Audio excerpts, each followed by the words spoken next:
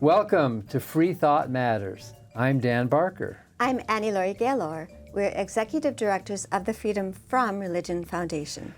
Our guest today is law professor and author Mary Ziegler, a prominent expert on abortion history and law in America.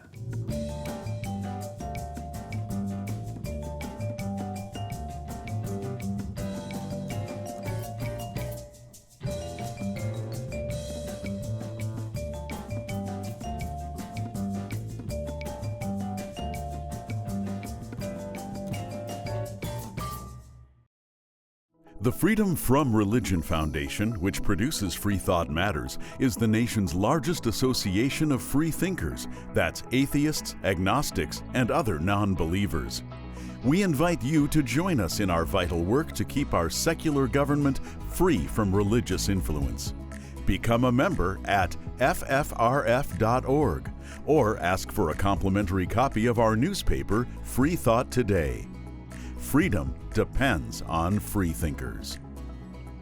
Watch prior episodes of Freethought Matters on FFRF's YouTube channel.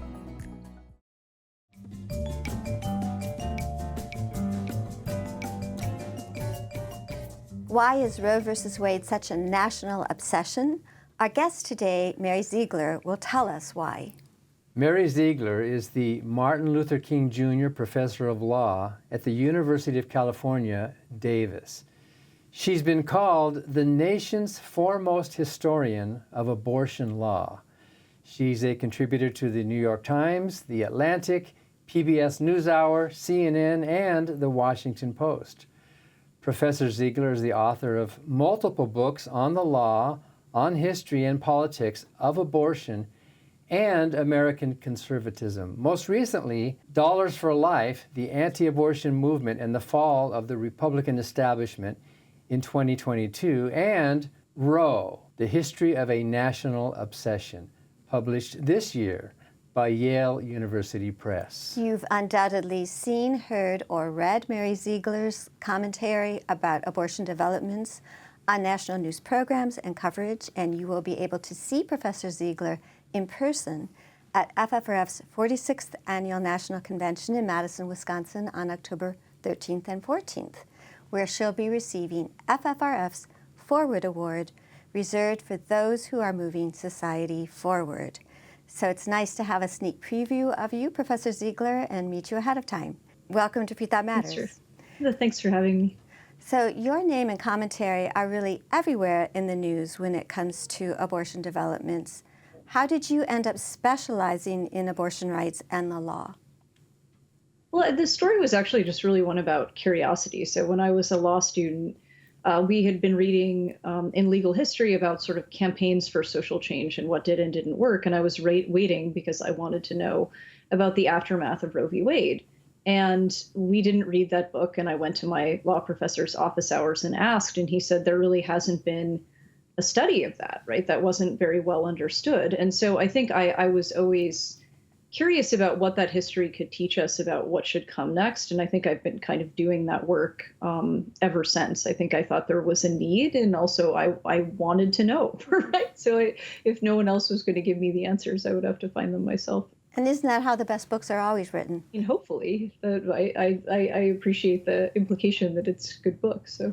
Well, these are great books. We read these ones here, Dollars for Life, the Anti-Abortion Movement, and the book about Roe. And it's packed with history, so much of that forgotten history about the development of the whole issue. And there's some, what I would consider bad news, but there's some good news in the book. You point out, for example, in Roe, the history of a national obsession, that public opinion, regardless of what's been happening, public opinion has been remarkably stable on abortion. What are the surveys showing right now? Well, we're learning even more from post-ob surveys. So we've known really since the 1970s that most Americans want abortion to be legal. They've been open to restrictions on abortion, but when it comes to flat bans, there's been consistent kind of super majority opposition, right? In a country as divided as ours, to see numbers like 65 or 70 or 60% of Americans supporting abortion rights, that's really striking. I mean, 60% of Americans don't support anything. Like 60% of Americans may not like the weekend, you know, I mean, that's a really high number. The other thing I think that you're seeing from more recent surveys is that in places where abortion bans are in place, opposition to abortion bans is even stronger, right? So states where people are living with bans tend to see even more opposition to those kinds of sweeping laws than in states where they remain in abstraction. So that means that you have kind of a popular majority that's large and durable, and if anything, kind of growing, that doesn't like the status quo that's prevailing in large swaths of the country. And of course, that status quo is getting worse because as this is being recorded in mid-May, we're watching developments with the legal challenge against mifepristone. And I wondered briefly, could you talk us through what's going on and what you think is likely to happen in the near future with that suit? Sure. So the Alliance Defending Freedom, which is a conservative Christian litigation shop, brought a lawsuit in Amarillo, Texas, arguing two things, right? One, that the FDA did not have authority to approve mifepristone, which, again, for people who aren't familiar, is one of two drugs that's used in more than half of abortions in the United States. And the Alliance Defending Freedom also argued that mifepristone was already barred by the Comstock Act, which is a 19th century anti-vice law that was promoted by a so-called anti-vice kind of Christian crusader named Anthony Comstock. It was passed in 1873, and it swept in lots of things in addition to abortion. But essentially, ADF and other conservative Christian groups are arguing that this law amounts to a de facto abortion ban. And they filed the suit in Amarillo because they knew that if they did that, they would get a specific judge, Matthew Kaczmarek, who himself has a history in conservative Christian litigation efforts.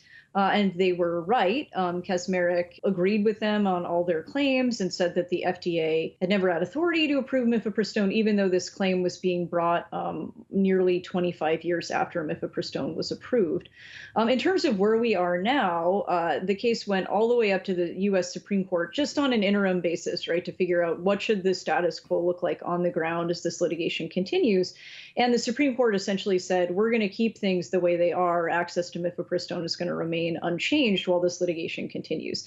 And most observers think that's a bad sign for the Alliance Defending Freedom. Usually the Supreme Court does that when they think plaintiffs like the Alliance Defending Freedom are ultimately going to lose when the case returns to the Supreme Court. Why are they going to lose? Probably because they don't have standing to bring the lawsuit, or because the lawsuit was untimely, right? You usually don't get to second guess something the government does 23 years later. That's weird. So most likely the Supreme Court is going to kick this case out on some kind of procedural issue. But the claims that are underlying it, right, either claims essentially that we should allow federal judges to second guess science that was carefully vetted by the Food and Drug Administration over, in the case of mifepristone, over the course of decades, and the claim that the Comstock Act, notwithstanding precedent for decades, and the history of the statute, is a de facto ban on all abortions. Those claims are going to continue to be raised in other lawsuits by other litigators. So whatever happens with this case, I think we're going to see those arguments reappearing in other courts. Same thing happened to us. We had a winning case before the Supreme Court that was booted out on standing. So we know the feeling. Right. Well, yeah. And conservative judges historically, right, don't like progressive arguments for standing. And so this may be one of those rare times where the Supreme Court is going to be consistent on standing because, and I mean, for what it's worth, these are just bananas arguments for standing that these plaintiffs were making. I mean, I had never seen anything like that before. So it would not surprise me if the U.S. Supreme Court said these people don't have standing, because most people who are lawyers would agree, right? I mean, it was a pretty big stretch, even given that other groups have tried to assert standing to find it in this case. Maybe they're trying to scratch back some of their sagging approval ratings here. But so I'd like to turn to your fascinating book here, Dollars for Life, The Anti-Abortion Movement and the Fall of Republican Establishment. How did the efforts to change campaign spending, the law of campaign spending, and the Citizens United decision How did that benefit the anti-abortion politics? Yeah, well, anti-abortion groups after 1992 realized that it wasn't enough to just get Republicans elected, because Republicans were worried that the anti-abortion movement was politically toxic. So anti-abortion lawyers realized they needed more influence over the GOP and over judicial selection in particular, and they thought that the best way to accomplish that was essentially to get more money into politics, right? That more money could get more Republicans elected, but also that more money from outside spending groups like nonprofits and super PACs could give conservative movements like the anti-abortion movement, but also like the gun rights movement and other movements, more power relative to the party establishment, which had wanted to, at the end of the day, to win, right? To find candidates who were electable and strategies that were palatable to independent voters. And that wasn't what the anti-abortion movement wanted. The anti-abortion movement wanted candidates that would deliver on the movement's priorities, regardless if those politicians were popular or not. And so you saw anti-abortion groups really plunge into the fight against campaign finance reform. Anti-abortion lawyers were the ones at the outset of Citizens United, which they were originally hoping was going to be a dark money case, because they believed that it was important for donors who were going to contribute to deeply unpopular causes to be guaranteed secrecy in doing so, so they wouldn't suffer any personal or professional repercussions for their donations. And really, that remains true now. Anti-abortion groups are still heavily involved in the fight against campaign finance reform and the fight to expand dark money even today. And I don't think that that is widely understood by the public. No, it's not. I mean, and it's counterintuitive too, in a way, because if you think about, which organizations benefit the most from more money being in American politics, you're probably going to think of, the Koch brothers or for-profit corporations, like the entities that have the most money. And as much as anti-abortion groups have been raising and spending more money in recent years, that's still kind of a far cry from what some entities are capable of raising. So I think the connection between the anti-abortion movement and other kind of powerhouses in conservative America, whether that's the Federalist Society or the fight against campaign finance reform, is something people are just becoming aware of. So you're arguing that establishment republicanism is kind of dying or dead, maybe partly for this reason, but what does all of this mean for the current GOP? The current GOP, I think, is really struggling with this issue and really with what it wants to be generally. I mean, I think, again, Donald Trump's rise was not just about abortion. It was about the ascendancy of the conservative media and the polarization of the electorate generally, and the rise of what scholars call negative and effective partisanship, which essentially means people hate the other party so much that they will vote for anyone who has the R or D next to their name. There are lots of reasons Donald Trump was ascendant, but he remade the Republican Party in his image. And I think the question for the party now is really whether that remains true. And I think the same is true for the party in terms of its relationship to the anti-abortion movement now that Roe v. Wade has been overturned. And I don't think we really know the answer to that question yet. I think the party is struggling because, on the one hand, the anti-abortion movement has so much influence and to some extent so much money, especially at the primary stage, that for a Republican candidate to distance themselves from the movement could cost them a primary. On the other hand, tacking too close to the movement or too close to what Donald Trump represented for the past several years could cost the party in a general election. And so how to thread that needle is something I don't think the GOP has really answered yet. So the next chapter after Dollars for Life, I think, is one that's still being written. So Dollars for Life, would it be fair to say of your book that the anti-abortion movement basically bribed the establishment Republican Party into making the overthrow of abortion rights one of their top goals? Yeah, I mean, I think it was a story more about how the anti-abortion movement kind of sidelined the party majority, and not entirely, right? I mean, you can't overplay it because obviously the party establishment can have its own super PACs and nonprofits that are, nominally outside spending, but are actually being run by Karl Rove or something. I mean, that's a phenomenon. But I think that the anti-abortion movement along with a lot of other right-wing movements, was sort of seeking to sideline the people who cared the most about electability, and they had some success with that.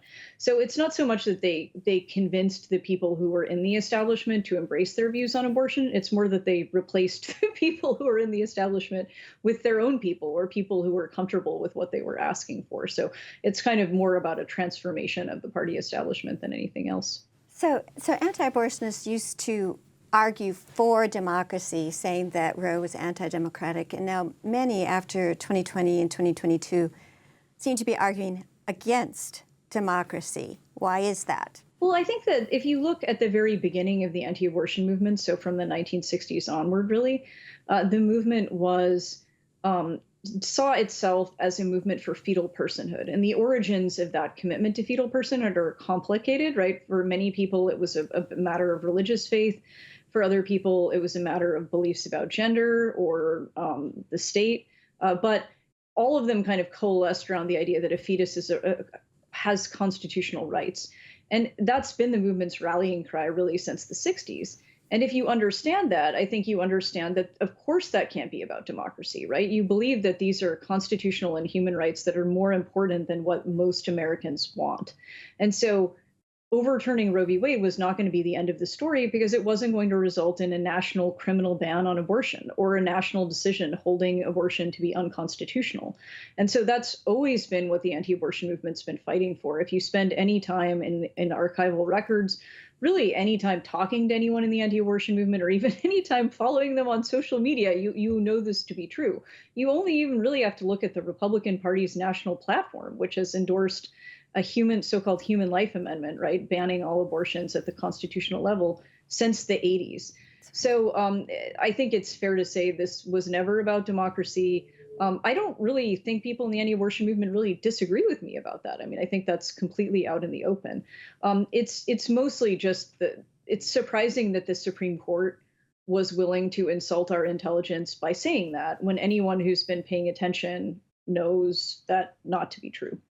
So when we come back from this brief break, Professor Ziegler, we want to ask you why Roe versus Wade is a national obsession.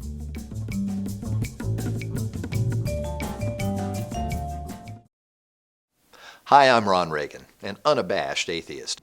When I first recorded that commercial back in 2014, being openly atheist in America was still fairly uncommon.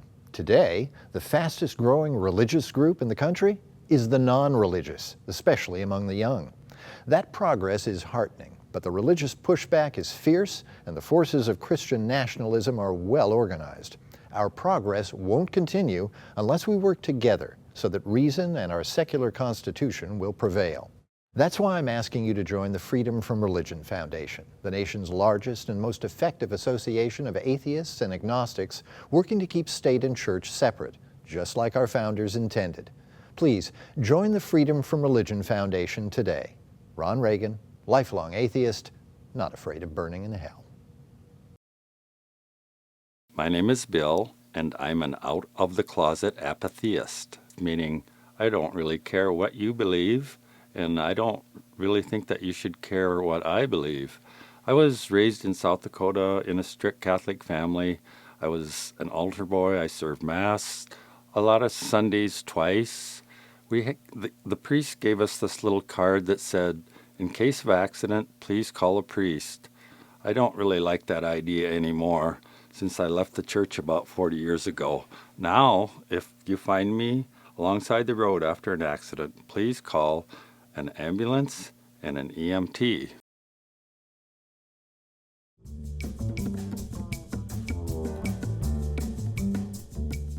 Welcome back to Freethought Matters. We're continuing our conversation with Professor Mary Ziegler, one of the world's leading authorities on the U.S. abortion wars and author of a number of current books on abortion. So, Professor Ziegler, your latest book is called Roe, The History of a National Obsession. Was this book timed for the 50th anniversary of Roe? It was, yeah. So I had initially known that there was going to be a major convening at Harvard and Radcliffe, which I had organized, and a major exhibit there And so initially, before we knew Roe was going to be overturned, the plan was that there would be this big retrospective about what Roe stood for.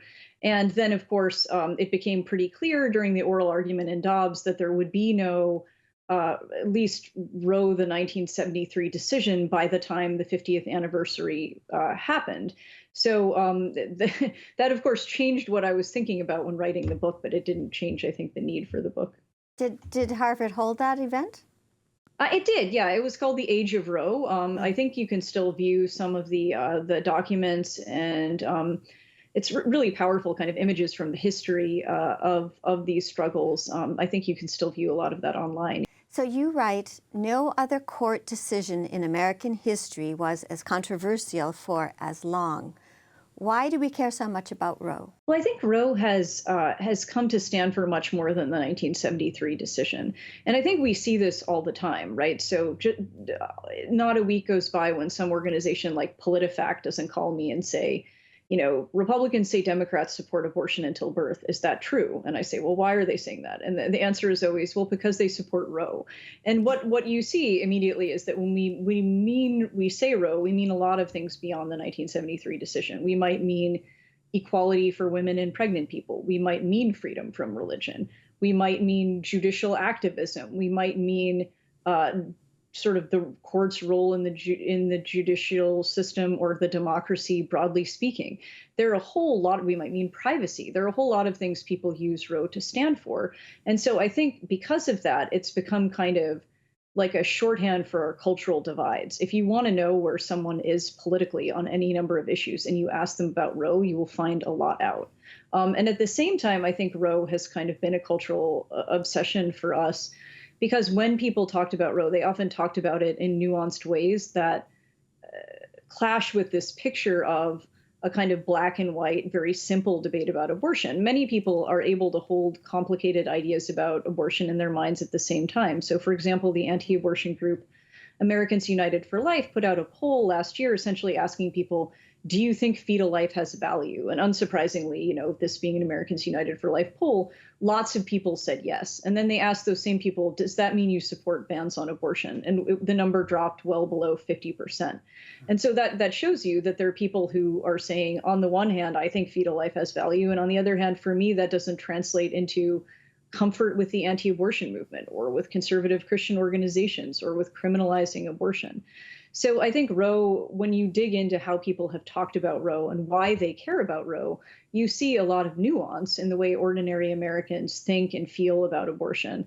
So Roe was both, I think, this sort of handy shorthand for how polarized we are and a kind of signal of how much more complex things are when you dig into Americans' real lives.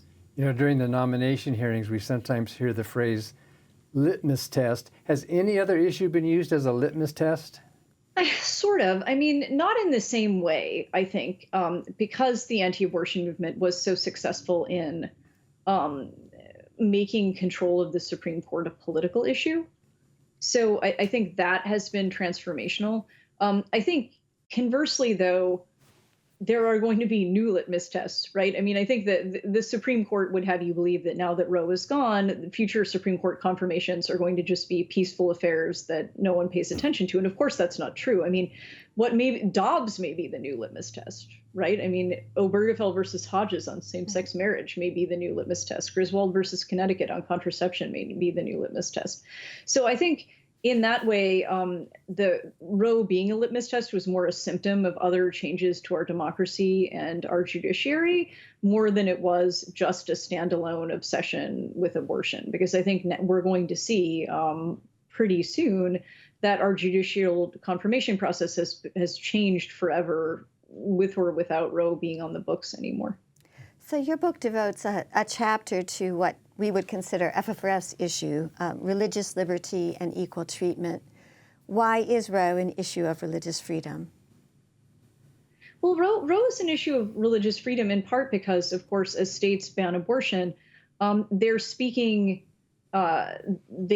silencing, I think, both people who see their secular commitments as important as religion, and, of course, people whose religion tells them that abortion is required or permitted in certain instances. We've already seen in the aftermath of Dobbs people from some faith communities, particularly Jewish faith communities, arguing that their religious liberty is being stepped on, right? Because states are essentially saying there's only one religious perspective on abortion, and it's ours, right? Which is a problem both because that's discriminating against people who have no religious commitments, and also people who have religious commitments that point them in the other direction, which is one of the reasons, of course, that generally our constitutional tradition requires separation of church and state, because that's an almost inevitable outcome, that you have harm done both to people of faith and people who don't have any, or whose faith is secular, right? There's lots of that happens. So it's also interesting because you're beginning to see pushback against what religious liberty has come to mean politically. If you look at polling, you'll often see that many more conservatives than progressives say they're for religious liberty.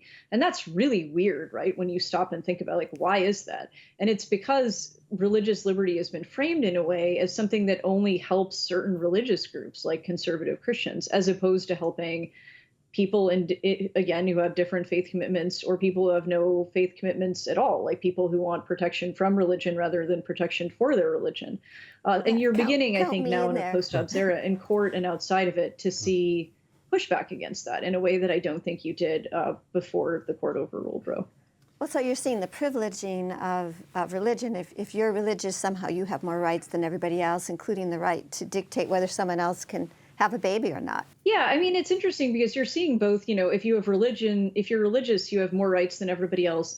But also if you're a certain kind of religious, right? Because you're beginning to see other religious groups saying, well, wait, if religious people get more rights than everybody else, what about my religion? And then you're starting to see courts saying, well, no, it's not actually everybody's religion. It's just some people's religions, which is, I think, part of what, the founders were worried about, in part, right? That if you start into the business of saying religion is more important than non-religion, it's very quickly the case that you begin to see courts saying, well, then some religions are better than others. Some religions get more rights than others, which is the sort of the opposite of religious freedom, right? So you don't have freedom from religion, and you don't even have freedom, if you're religious, to pick which one, right? You're sort of in a position where there's a hierarchy within religions. And I think that's what you're starting to see a range of groups exposing, right? This is happening in courts and elsewhere too, that these kinds of, I think, claims are being raised. Well, thank you so much, Professor Ziegler, for being with us today on Freethought Matters. We're out of time. Thanks for having me.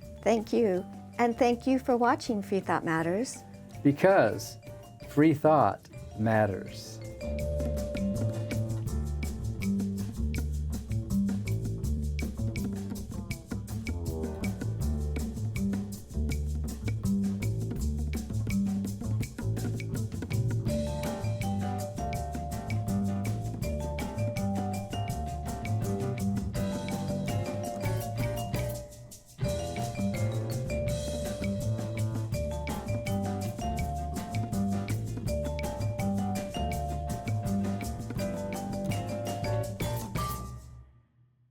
Hi, I'm Steve Pinker. In my book, Enlightenment Now, I show that the world has become a better place as reason has been overcoming superstition and tribalism. But the values of the Enlightenment are under attack. That's why I'm a proud member of the Freedom from Religion Foundation, the nation's largest association of free thinkers working to keep state and church separate. Please join me in supporting the Freedom from Religion Foundation to ensure that our government is driven not by religion, but by reason.